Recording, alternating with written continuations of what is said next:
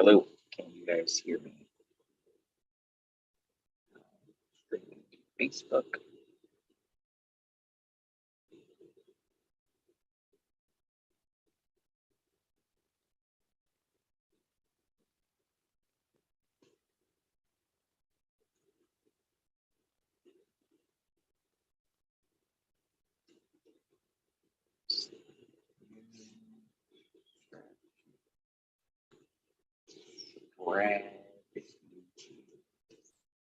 Strategy.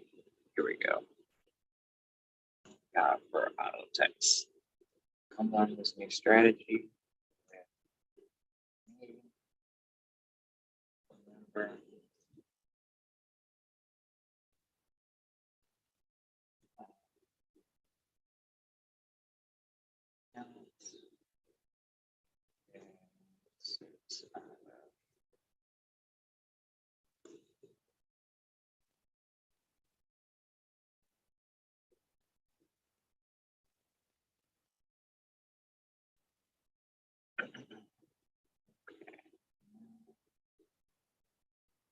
I learned when I was a kid. Is that coming through at all? The YouTube?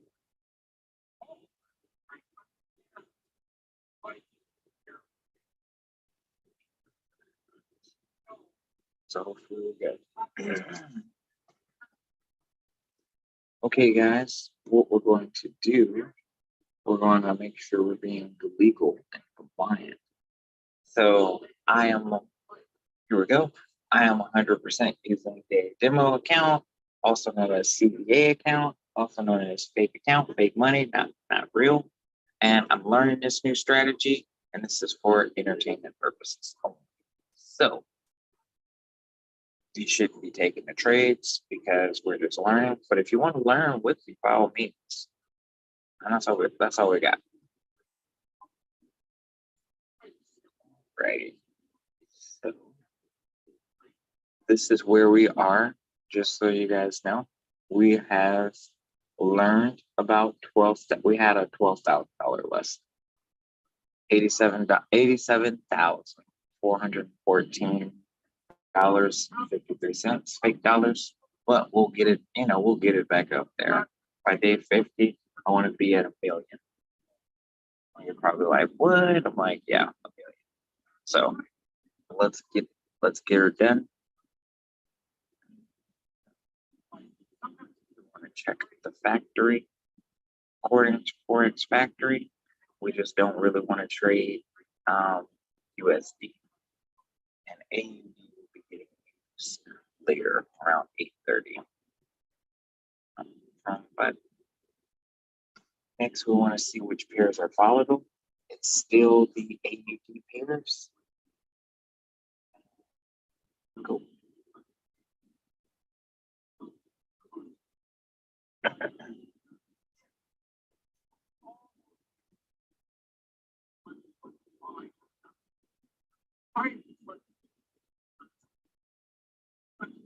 We want to make sure we're on 15-minute time frame, and we're looking for several things.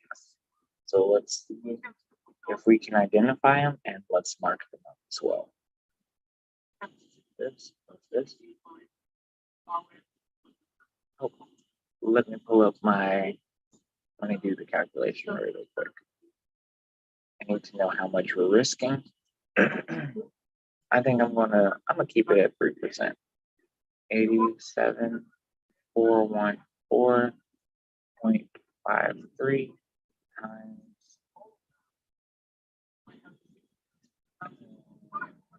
times 3%. So $2,622. That's what we will be risking per trade, divided by 200, because we plan on risking about 20 pips. So we'll be roughly at a 13.11 or $131.10 per pip. And we'll go over that in more detail shortly.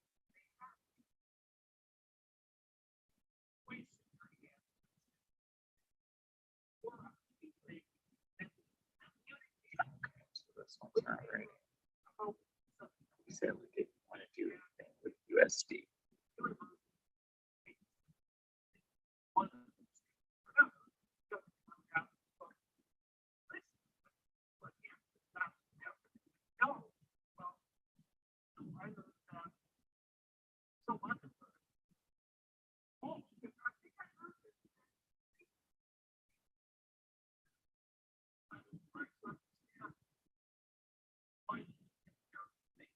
Okay, so GJ looks perfect. I mean, it's not ready by all means, but I would say maybe over the course of a couple minutes, we have a arrow, we have a cross, yellow and blue, and we have, this is what's supposed to happen. We just needed to go through this. So we needed to just come up and then go back through it. Or, I mean, even this will be suffice. So that's what we're waiting on. And this is GJ. So we're going to just go to our notepad, GBY, Great British Pound, Japanese yen. In case you guys were wondering.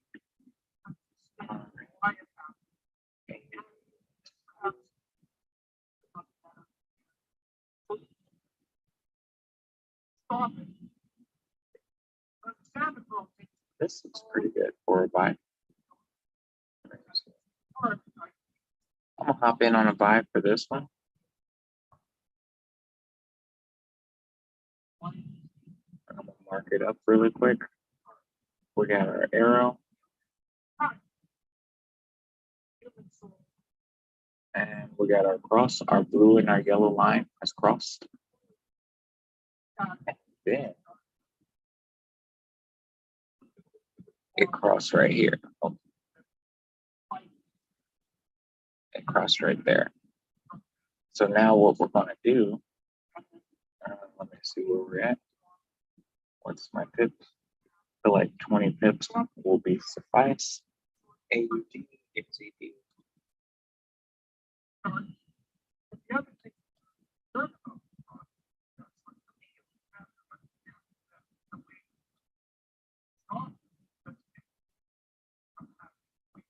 Gonna do a 27 hip lot size.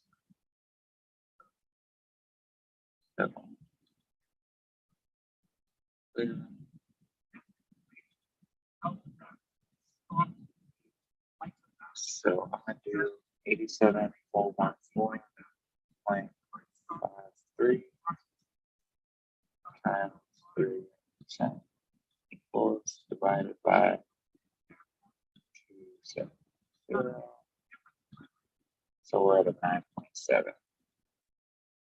9.7, and we're gonna buyer. And if you want to put your stop loss in or your take profit, you just double click. And now this is the part that took me 2 years to learn, and now I'm going to get to you in less than 20 minutes. So this one has 5 digits. Taking 5 digits after the decimal. Decimal 1, 2, 3, 4, 5. So we're going to go to the 8, which is the 4th digit after the decimal, and that is our pip. If we want to go up plus 5 plus 1 pip, it would just be 9. But because we want to go up 10 pips, it would be 38. It would go from 28 to 38. If we wanted to go up 100, it would be 228. But we're going to go right here to our take profit. 1.113.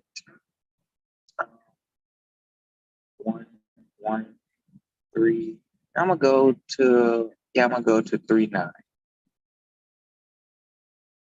6. There we go. 10 pips. 11 pips.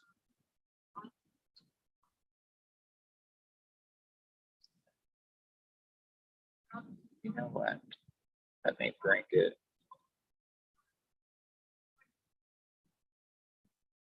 bring it a little bit right here. So we're still at 10, but I just didn't want it. I didn't know if it was going to just touch right below it. So that's my reasons behind that one. Next, we want to do our stop loss. I'm going to just re-click the green line, and I'm going to subtract that 3 minus 2. What? 27. So where is it? It would be 1128. 128 minus 37. So 128 minus 37. 9109. 1.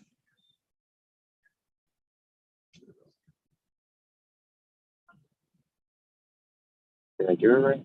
I don't think I did it right. I did 38, but no worries. This is also, I call it the lazy way. Right there.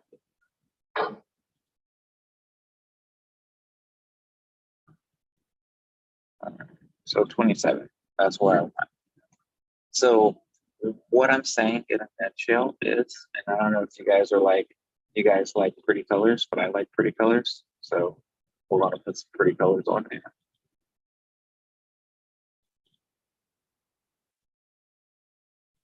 Okay, so where this green line is, it's technically the red line, but where the green line is, that's something called a take profit. Now remember, we're only using fake money, but with the take profit, that means if we go in the right direction and it hits, then, and as long as it crosses that line or just jumps and touches the line, and these little things right here, these lines, those are called wicks. And you can wick it, and that can still work as well. But as long as it touches that part, then it'll kick us out the trade, and we'll have one. But if it's this red one down here, this is called our stop loss, meaning if it just kamikazes, or even if it goes down slow, like this is the part where we're like, yep, it's official, we've lost the trade, it's okay. I kind of feel like if it breaks this spot right here, then it will be bad, but it always likes to do something funky near this line, which is called the 200 EMA. So I just put it a little bit below the 200. But let's see what else we got.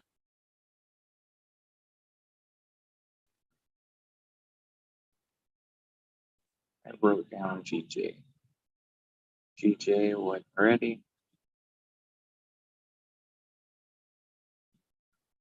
AD could potentially be ready soon.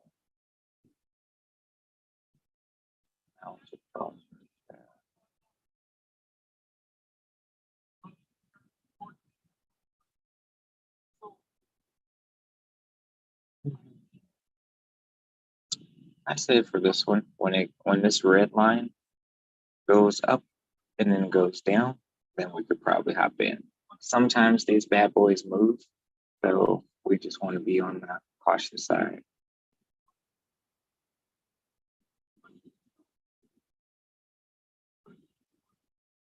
So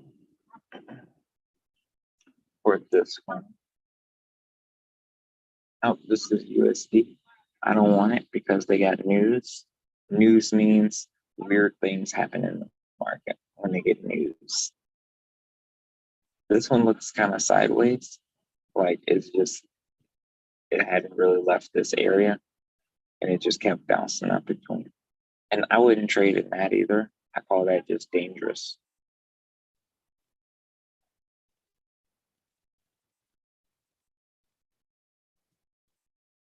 And this one isn't ready. New. This one could be ready soon, but it's a USD pair, so we don't want it.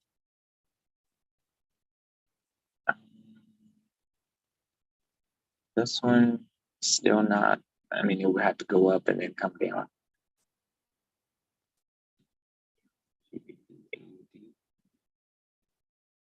This one. Oops. It's been going down. Kind of looks, I guess that's not really sideways. It just looks weird. But it can still do it. Yeah, so I feel like it'll bounce off of here and then push down. So I like this GBP AUD. I like that one. Now remember, our goal is to practice. Like, this is us doing this 10,000 times to where, we'll have nightmares about it. But when you have nightmares about something, because you've been doing it so much, that's how you get good at it. I could only imagine Michael Jordan used to have dreams about playing basketball.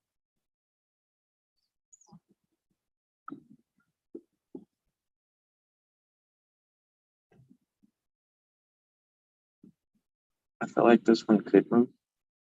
It's just not there yet.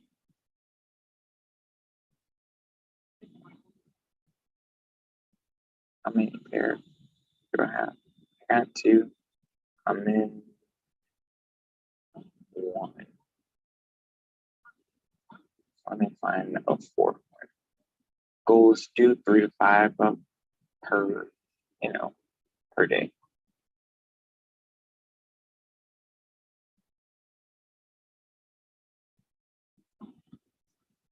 And also markup trades. So this one was from yesterday, I believe. Property. Period separators. Okay. So this one right here was from yesterday. Let's check it. So, rectangles. We got an arrow. We got a cross.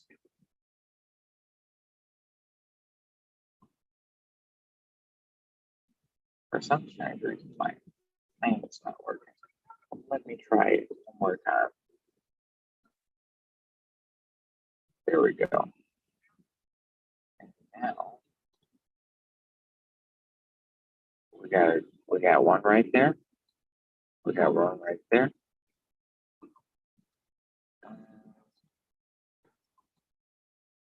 We got one right there.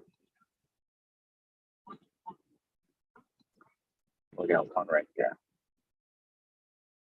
Let's delete this one. This one didn't count. So if we would have got it, let's say we got it right here. We did a 20 pip stop loss. It would have went down to 10 pips. Okay. There we go. There we go. And then, yeah, so it would have eventually got there. Would have been like on the border, but yeah, you would have got it. Then if you would have took it at, let's say right here,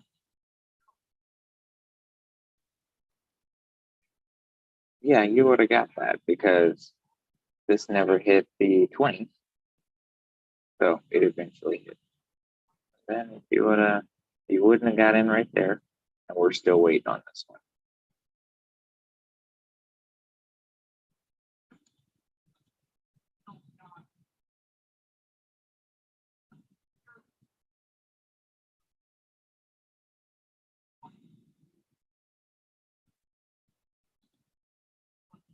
That looks sideways, so we don't want that.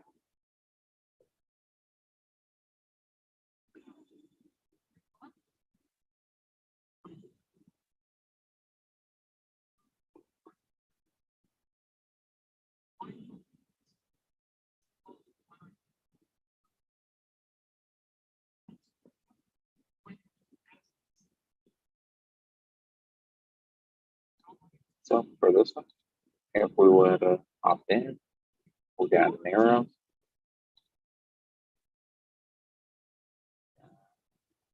Cross. And then we got the red line coming to the upgrade line.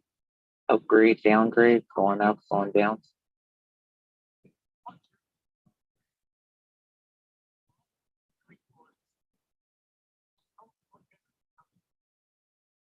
And let's just check. Our goal is to train our eyes for this strategy and become beasts at it.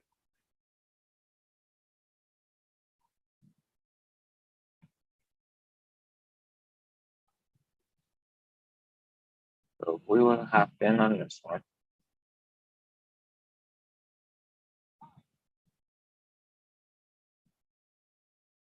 Yeah, I would have hopped. Let's say we hopped in here, hypothetically.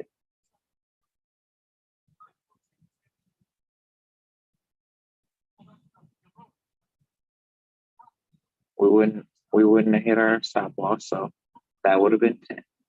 Would have been a tight 10, but that would have been 10. Let's say this one. He gave you 10 pretty quick. Wouldn't have hit our stop loss. 20.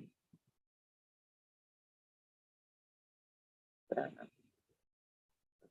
this one.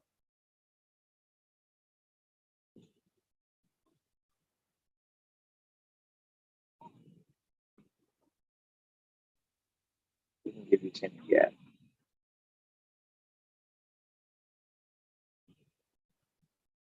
It never gave you 20. So it would have eventually gave you 10. Technically, your TP, like you should have just got out at 7 because you got an euro, but it happened to give you it. Now,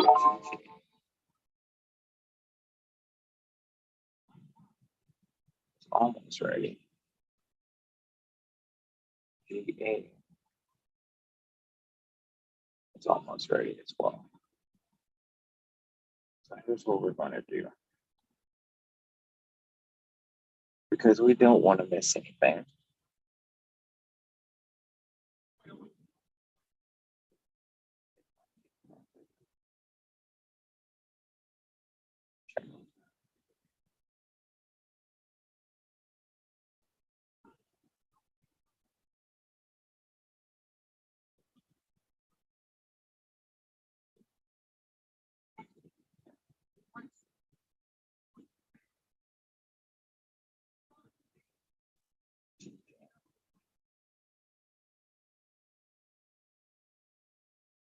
So I just, realized this yesterday that I could do this.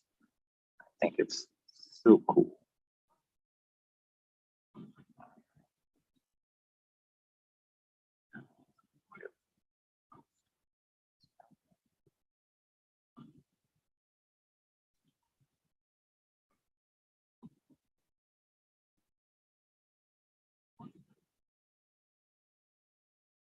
That is a big hand.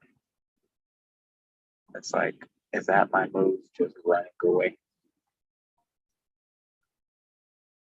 But my theory is it's not gonna be that big. I think it's gonna go back up and then give me a better entry.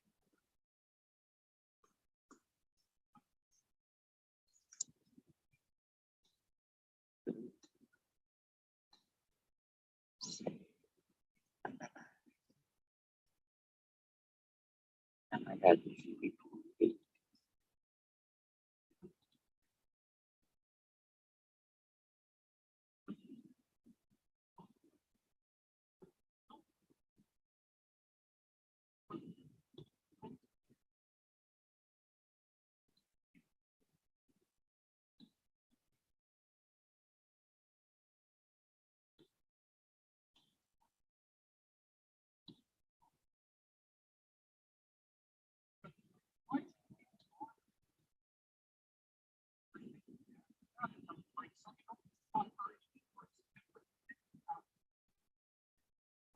If I could change the colors of these lines, that would be great.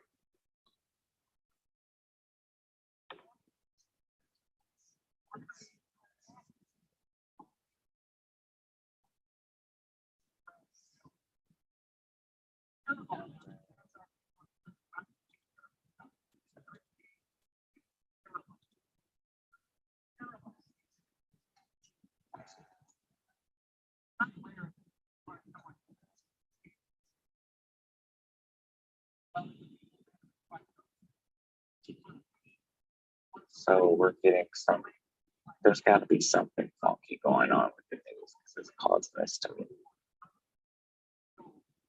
But it's not ready for me to get in yet, so that's why I'm gonna hold off. There we go.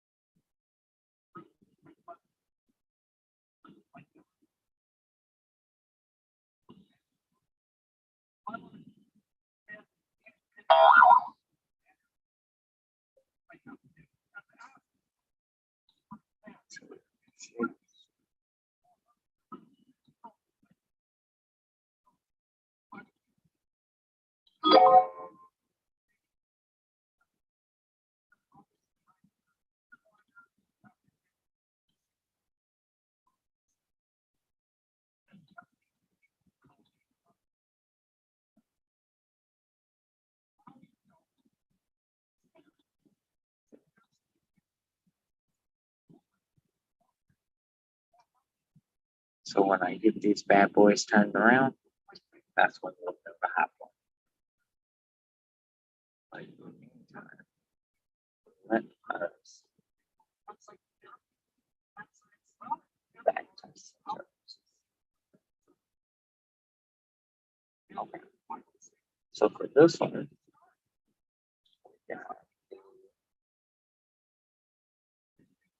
we got the cross a little bit back.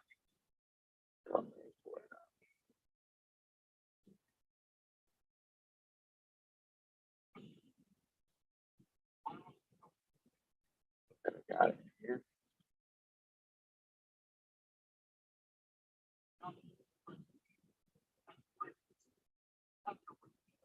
Got it here.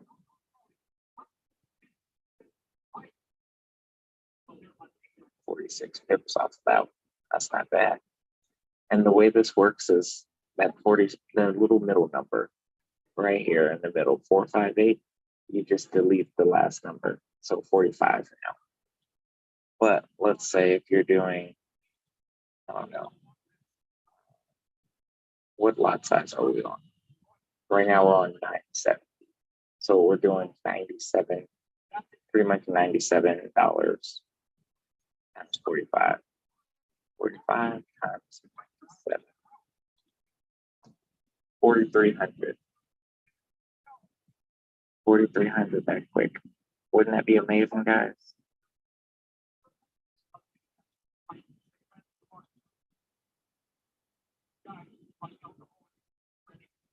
Okay, we got GBP AUD started return.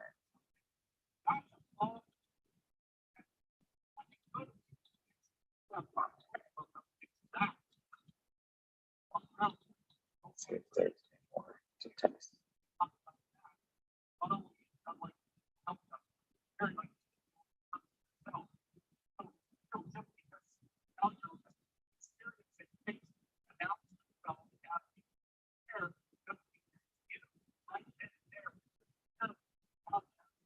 So we didn't get everything right here.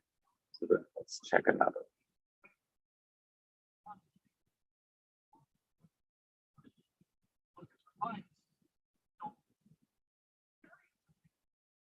I think this could be it. Let's mark her up to go in, for like a sale essentially. We would get our arrow. We would get our cross. And then we would get our, our indicator on our downgrade. And then we would get our indicator on our other downgrade. And let's see. So we would have got in. I'm going to zoom it in a little bit so we can see that better. Yep, BC on these, just so you know, just like I was saying, it's not going to close that big. It's going to be a nice wick, and then it will just allow us to hop in and write it down.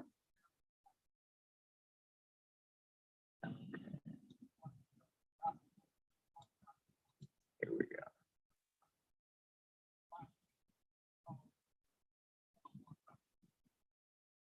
So that gave it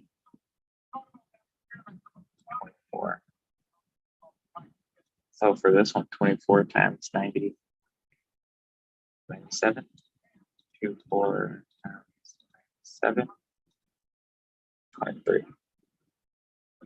And this would be essentially dollars. And this would be essentially what you would get from a learned skill. All right. So now this one, we write her down. That would have been 8.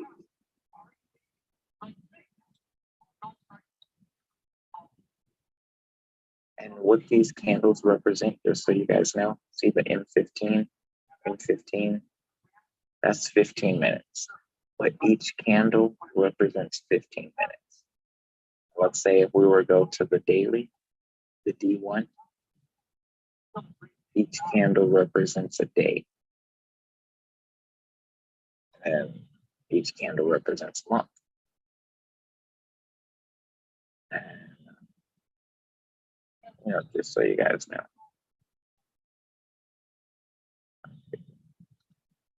So now we're back on the 15. Let's see if we got anything else.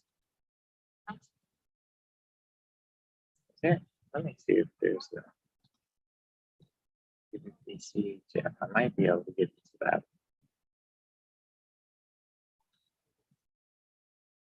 No, not that.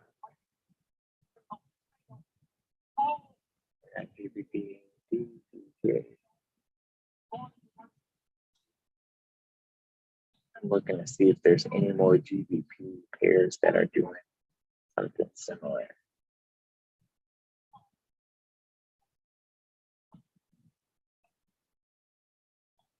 Or AUD.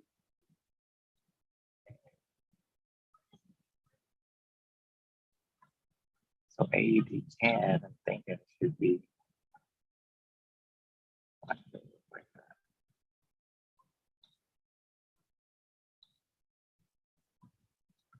Sometimes you have to line it up properly.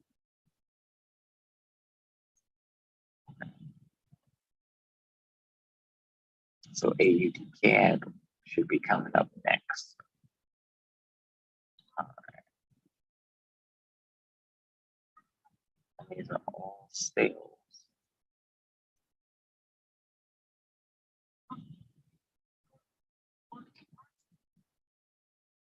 I chose AUD CAD because GBP AUD and AUD or CAD are kind of like opposite. I'm just seeing what we're gonna get. And although they're close, like you never want to be like, fuck it, I'm gonna take it. Because I've done that, I've lost some trades. And this is how, we want to just hone this in. We want this to be like, sharp. Know how much I'm worth. So,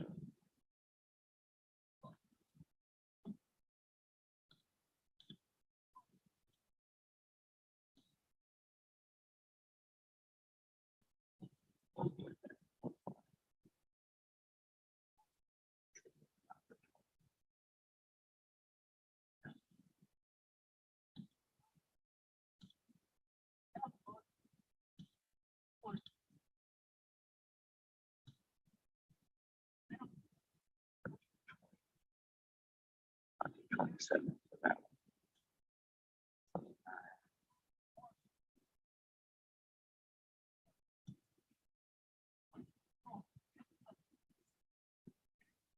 This one needs to be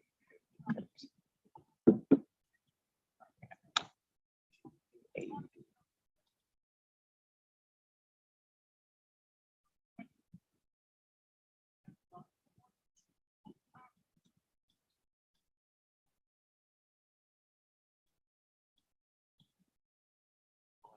Sell this one.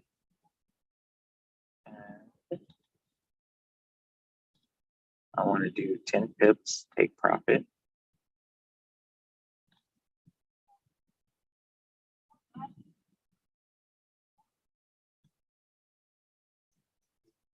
$1.72.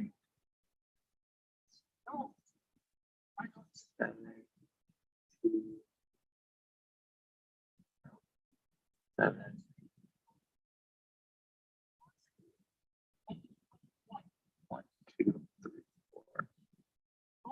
So 91 plus 10 would be 301. 301. And then 90 minus 20 would be 7. 7.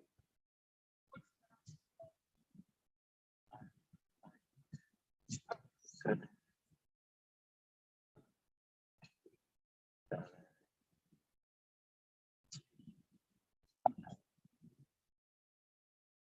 Something.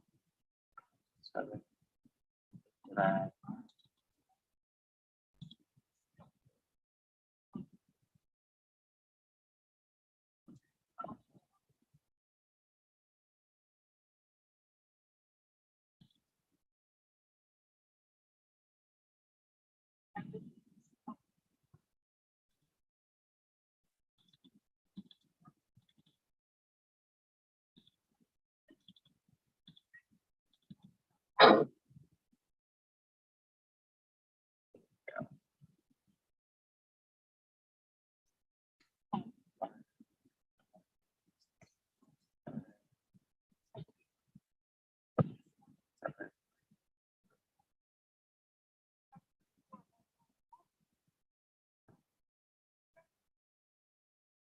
So 27.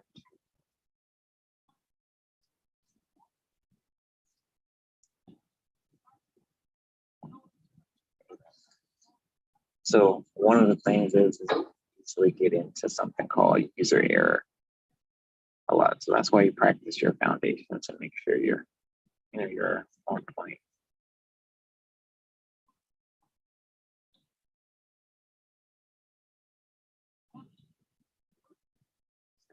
27. 1.7. 1.7.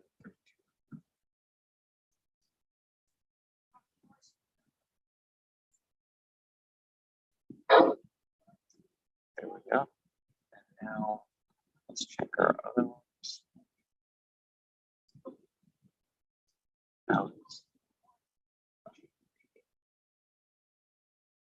so now I need to look at TK and ATK is still just going strong. It's like I just need you to come on down. And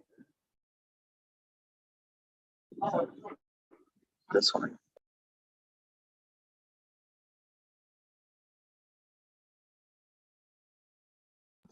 This one's coming pretty good too. So we should be good coming down.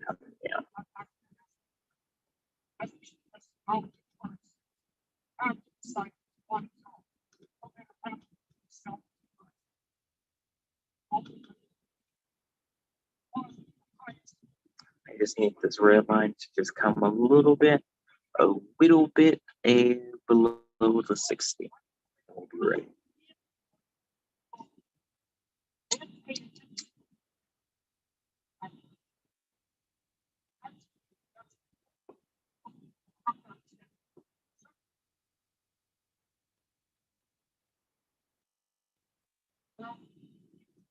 Sometimes these can, move down and move back up. So you just want to just keep an eye on it.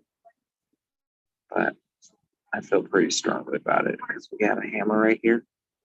So hanging there. So that should be turning around.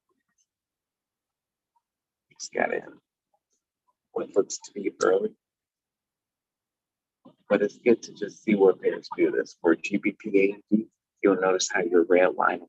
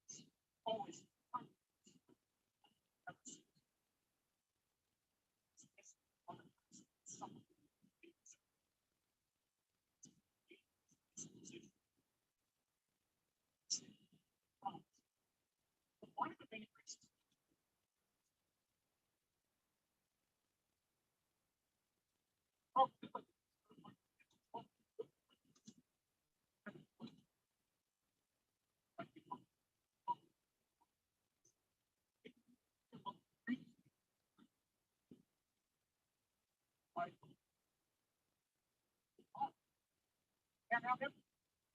Have what good but they have it now.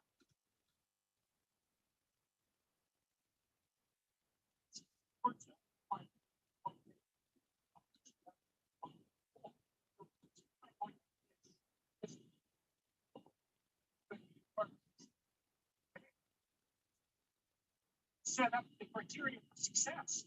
So since success is line,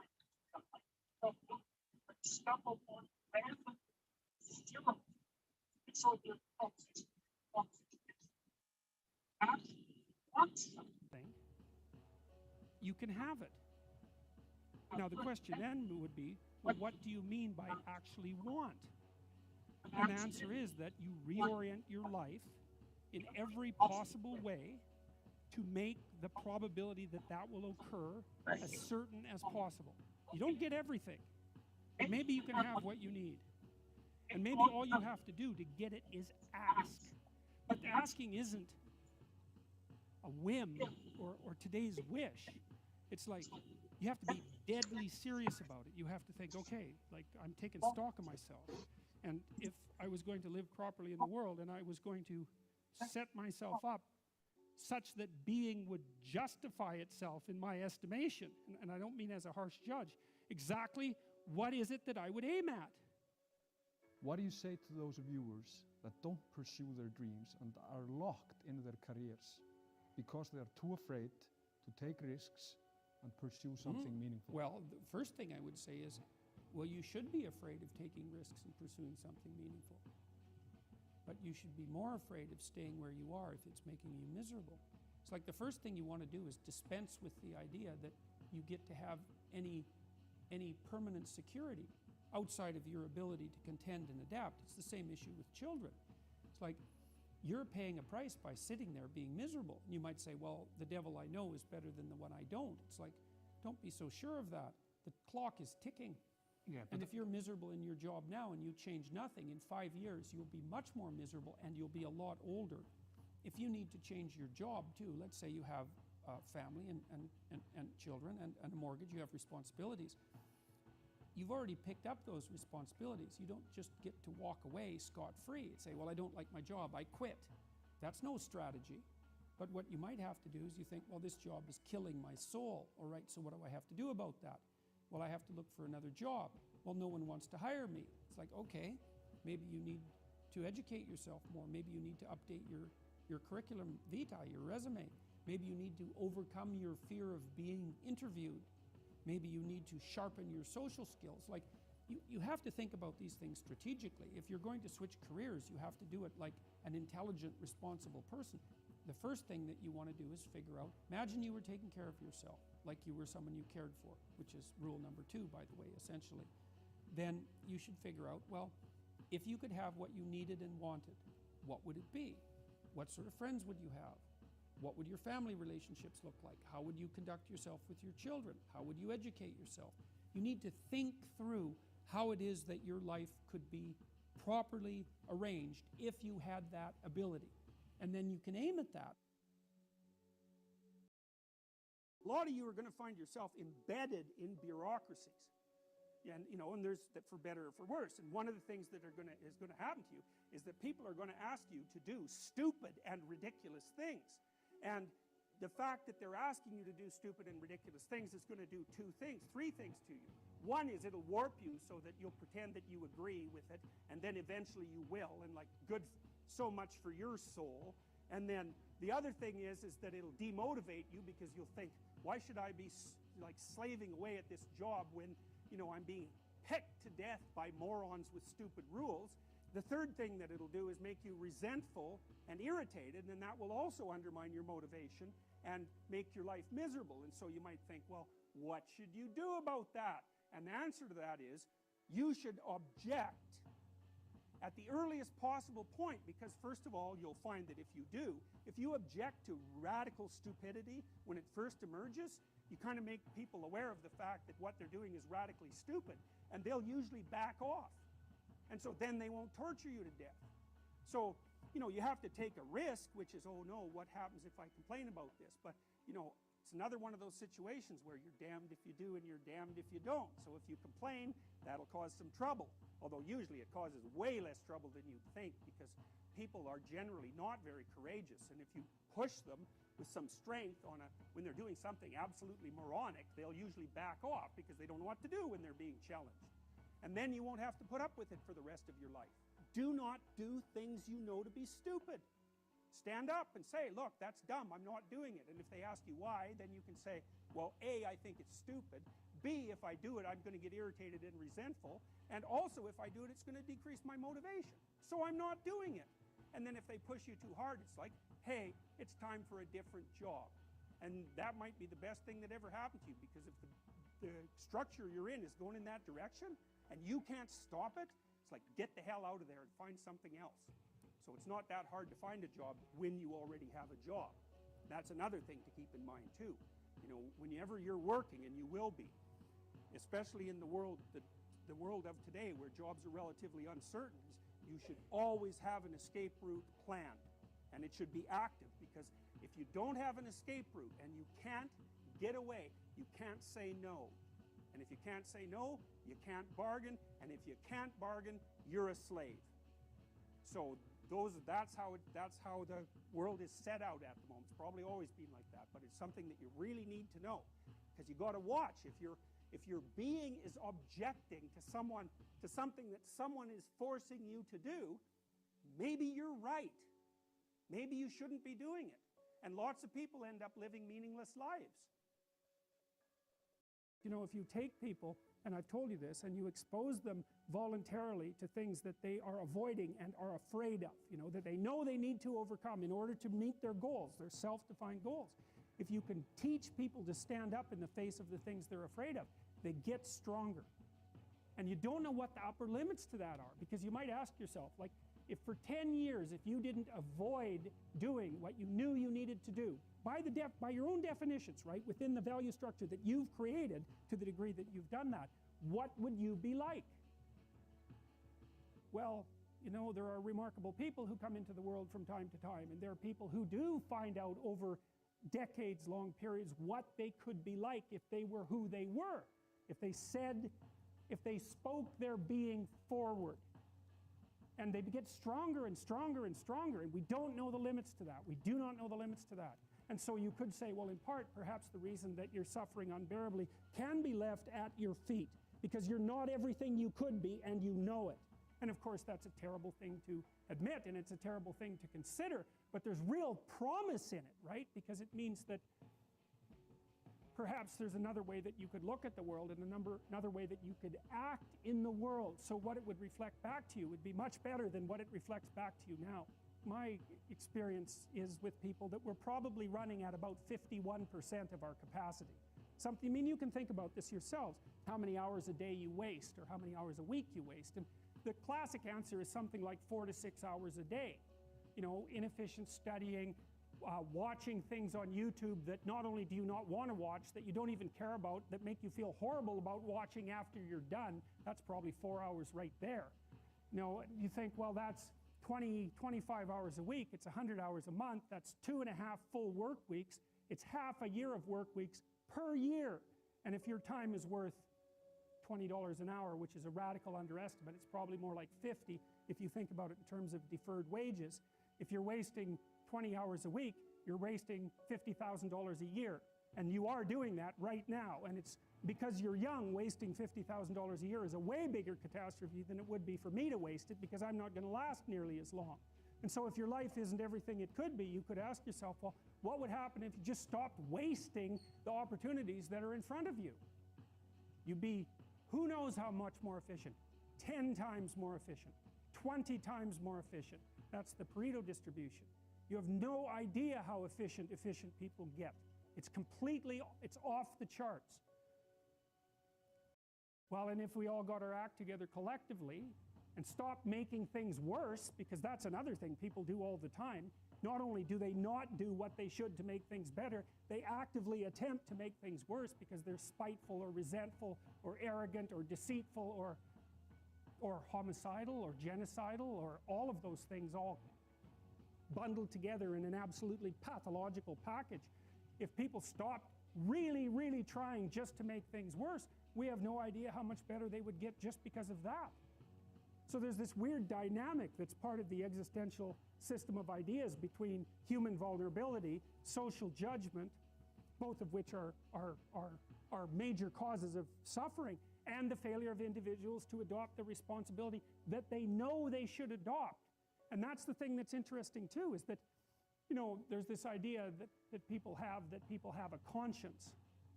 And you know what the conscience is. It's this feeling or voice you have in your head just before you do something that you know is stupid, telling you that probably you shouldn't do that stupid thing. You don't have to listen to it, strangely enough. But you go ahead and do it anyways, and then, of course, exactly what the conscience told you was going to happen inevitably happens, so that you feel even stupider about it than you would if it happened by accident. Because you know, I knew this was going to happen, I got a warning it was going to happen, and I went and did it anyways. And the funny thing too is that that conscience operates within people, and we really don't understand what the hell that is. So you might say, well, what would happen if you abided by your conscience for 5 years or for 10 years? What sort of position might you be in? What sort of family might you have? What sort of relationship might you be able to forge? And you can be bloody sure that a relationship that's forged on the basis of who you actually are is going to be a lot stronger and more welcome than one that's forged on the basis of who you aren't. Now, of course, that means that the person you're with has to deal with the full force of you in all your ability and your catastrophe, and that's a very, very difficult thing to negotiate.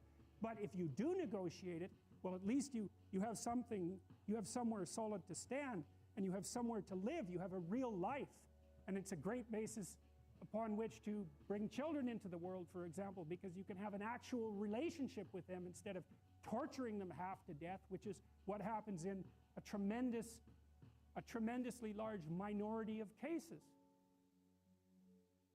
When you're 25, you can be an idiot. It's no problem. Even when you're out in a job search, it's like, well, you don't have any experience and you're kind of clueless. It's, yeah, you're young, you know, it's no problem. That's what young people are like, but they're full of potential. Okay, well, now you're the same person at 30. It's like people aren't so thrilled about you at that point. It's like, what the hell have you been doing for the last 10 years? Well, I'm just as clueless as I was when I was 22. It's, yeah, but you're not 22. Life is suffering. Right, indisputable. What do you do about that? You voluntarily accept it and then strive to overcome the suffering that's a consequence of that. And you do that for you, and you do that in a way that makes it better for other people. And then that works. And one question might be, well, how well does it work? And the answer is, the only way that you can find out is by trying it. That's it. That's the existential element of it. The proof is to be derived by the incarnation of the attitude in your own life. No one can tell you how it will work for you. It's the thing that your destiny is to discover that. And you have to make the decisions to begin with. It's like, because you can't do this without commitment. You have to commit to it first. That's the act of faith that Kierkegaard was so insistent upon. You have to say, I'm going to act as if being is good. I'm going to act as if truth is the pathway to enlightenment. I'm going to act as if I should pursue the deepest meaning possible in my life. And there's reasons to do none of those. They're real reasons. So it's really a decision. But you can't find out what the consequence of the decision is unless you make the decision. I think the same thing happens when you get married, by the way. Is that if you think you might leave, you're not married. And then you think, well, the marriage didn't succeed. It's like, well, maybe you were never married. Because the rule is, you don't get to leave. And there's a reason for that rule. Now, I'm not saying that there aren't situations where there should be exceptions made for that. That's not the point. The point is that there's some games you don't get to play unless you're all in. And the other thing that's so interesting about being alive is that you're all in. No matter what you do, you're all in. This is going to kill you. I think you might as well play the most magnificent game you can while you're waiting. Because do you have anything better to do? Really? Why not pick the best thing possible that you could do? Why not do that? Maybe you could justify your wretched existence to yourself that way. I think you could. That's what it looks like. You know, people find such meaning in the responsibilities they adopt, it stops making them ask questions about what life is for. If you have a newborn child, for example, like unless you're really in a bad way, psychotically depressed, or maybe your personality really needs some retooling, you stop thinking about anything but ensuring that that baby is doing well. And if someone comes along and asks you an existential question about your commitment to that, the right response is, why are you asking me such stupid questions when this is manifesting itself right in front of your eyes? Like, how blind can you be? That isn't a time for questions about the meaning of life. The answer is right in front of you. And if you can't see it, it's not because life has no meaning, it's because you're blind. It's blindness. And it's the same thing with regards to the path of the hero. It's like it glistens in front of you, and you can criticize it. It's like, fine, put the cart before the horse and see how far you get. So I thought, to bring full closure to the class, I was trying to solve this terrible puzzle that confronted me and many other people about how it was that human beings got themselves in such a tangle about what they believed. Such a tangle that we were pointing the ultimate weapons of destruction at one another, which, by the way, we are still doing. And I thought, okay, well, I understand that. We need our belief systems. They orient us. And that means there will be conflict between belief systems, and that can be a catastrophe. And that's being played out everywhere, again, in very many ways. What's the solution to that? Well, one possibility is there's no solution. It's just mayhem all the way around. Could be the case. But it seemed to me, as I delved into it, that the proper solution to that was to live properly as an individual, because you're more powerful than you think. Way more powerful than you think. I mean, God only knows what you are in the final analysis. You're blind to your own weaknesses, but you're also blind to your own.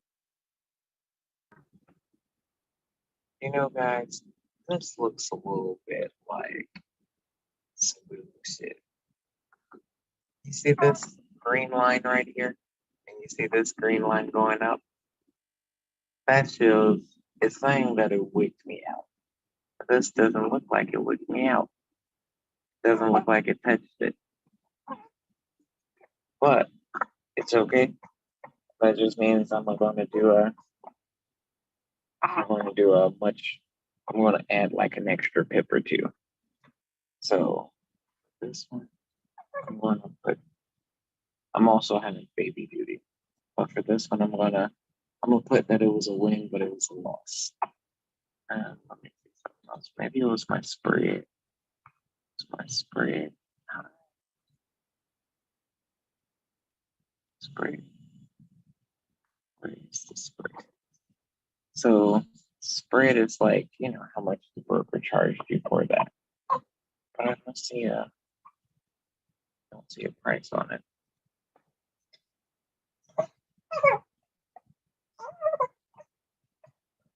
You want some more milk?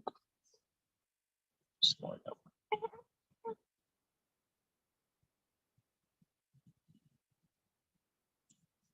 What about, I've only done 2. Which ones am I waiting on? Oh, let me show you this. So I made the rules a little simple right here. How you know when it's time to sell? You know it's time to sell when you get your red arrow. It's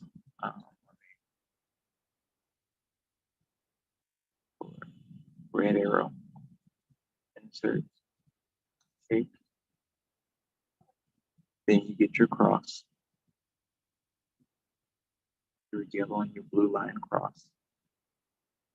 And then you get your red line going under your 60 or your downgrade. See, downgrade 60 right here, downgrade right here. And then you ride that sucker down. 80 pips.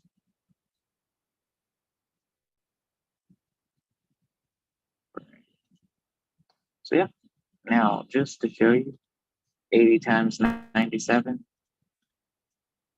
0 times 97 77.60. And those moves, as you can see, they're happening like every day. So you don't let this little number of drawdown go, because all you need is one trade to take you where you want to go.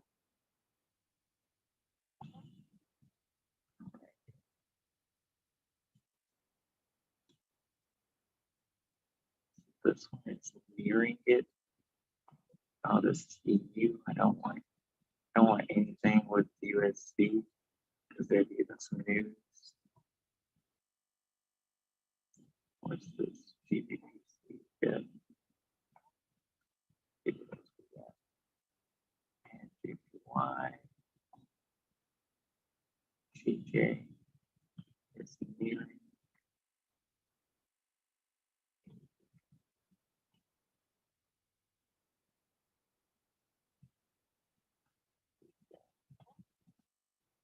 Are you done drinking your milk?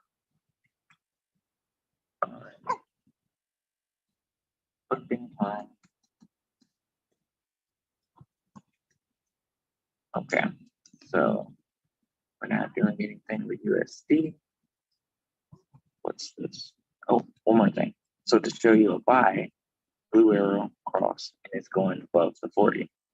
So I think it's pretty simple, self-explanatory. And now let me get this off my chart. Annotate, clear all drawings. X. So this one is not ready. We have 2 of the 3 things, but not the third thing. You want to make sure you get all 3. The one thing we don't have is it's going below the 40, down to 60. So we don't want that.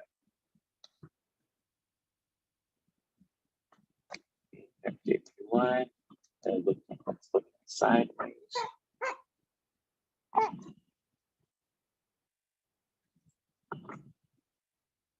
Is that a bird?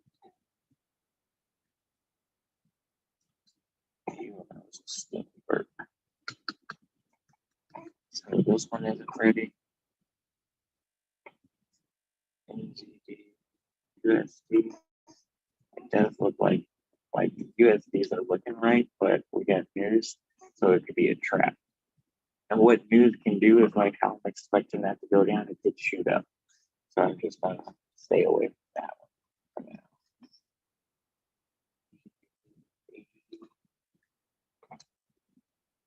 This one is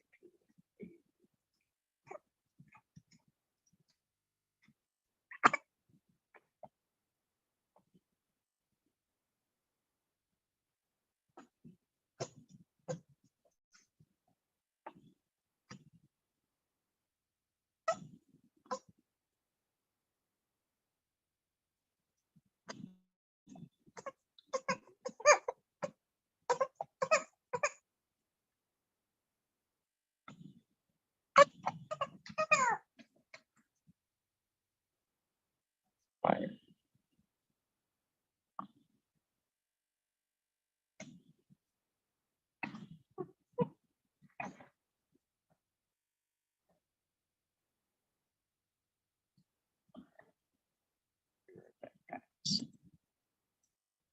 After I take a look at this chart.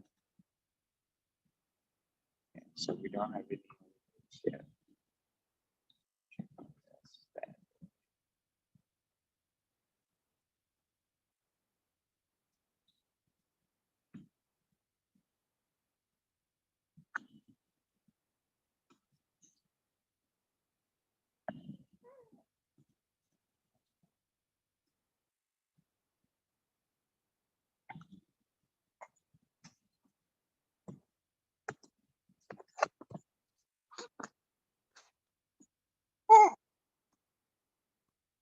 Be right back, guys.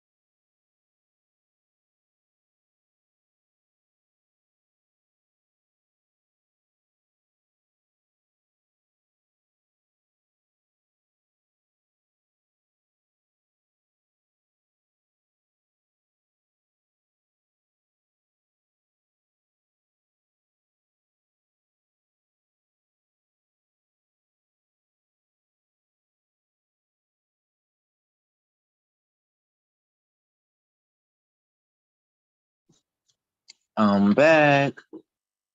And we still ain't got a trade. Shit.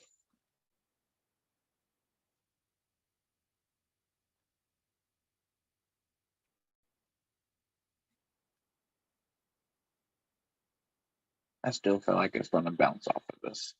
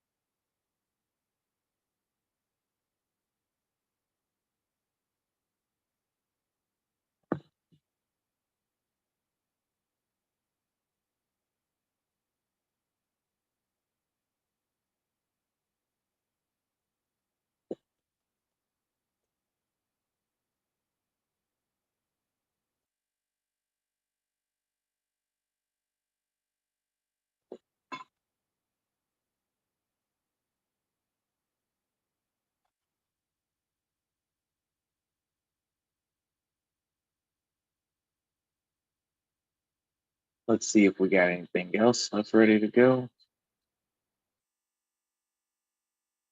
And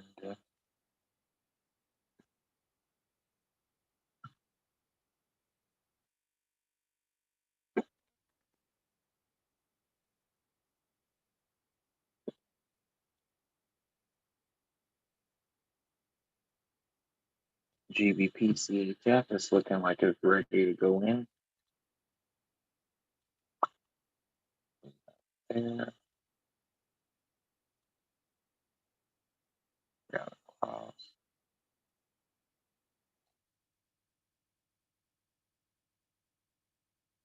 I just want to see it come down a little bit more, the red line.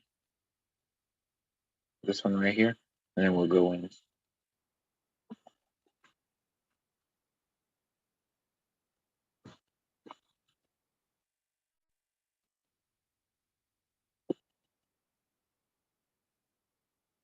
I'm going to do 37 pip stop loss.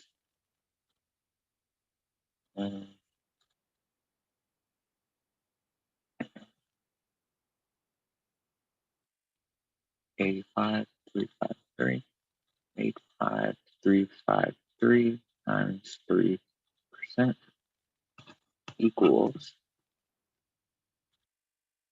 divided by 370, 6.92. That'll be the lot size for when we get in.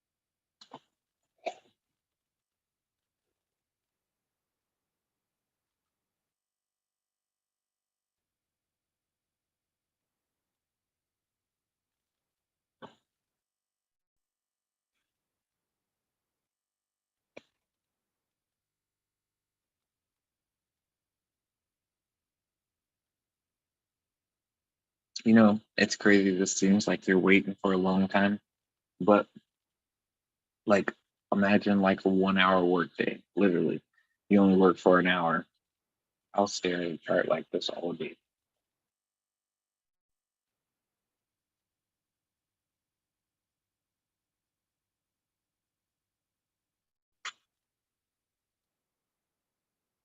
But you don't have to stare at it all day though. That's the thing. That's the cool part.